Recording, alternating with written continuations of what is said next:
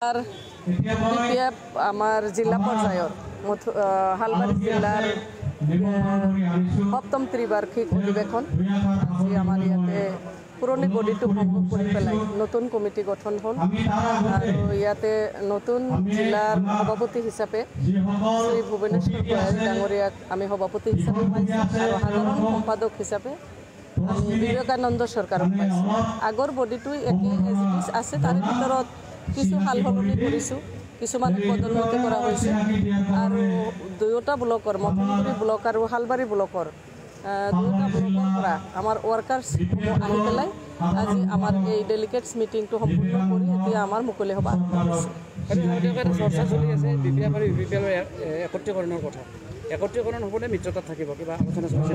BPF দল অকলে, আমি অকলে আছোঁ আৰু আমি অকলেই বিপিএফ দল হিচাপে BTC অঞ্চলত আমি আপোনালোকে ইয়াৰ আগতেও দেখি আহিছে যে বিপিএফে কাৰো লগত মানে মিত্ৰতা কৰা নাই আৰু আগন্তুক দিনতো নকৰে।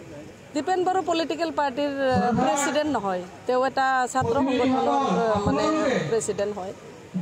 পলিটিকেল পাৰ্টি এটা সংগঠনৰ সভাপতি আহ্বান কৰিলে কেনেকৈ মানে এইটো দলে সিদ্ধান্ত ল'ব। বিজেপিৰ এটা আগ্ৰাসন দেখা গৈছে, যাৰ বাবে শংকিত হৈছে নেকি বিজেপিৰ আগ্ৰাসন প্ৰত্যেকটো দলে প্ৰত্যেকটো পলিটিকেল পাৰ্টিয়ে তেওঁলোকৰ নিজা নিজা চিন্তা চৰ্চা নিজা নিজা আইডিঅলজিত তেওঁলোকে কাম কৰে। এতিয়া BTC অঞ্চলত আমি বিপিএফ দল হিচাপে আগৰে পৰাই মজবুত আৰু আমি মজবুত হৈ আছোঁ। বিজেপি দলে কিমানখিনি আগ্ৰাসন হৈছে সেইটো আমি নাজানো, আমি ক'ব নোৱাৰোঁ। বিপিএফ দল হিচাপে আমি মজবুত, আমি এইটোৱে জানো।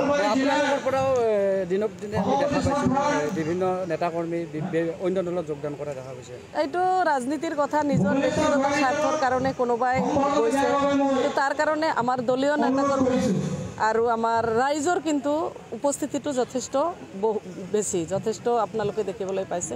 কোনোবাই গৈছে এইটো তেওঁৰ ব্যক্তিগত কথা, কিন্তু তাতকৈ বেছি আকৌ আহিছে।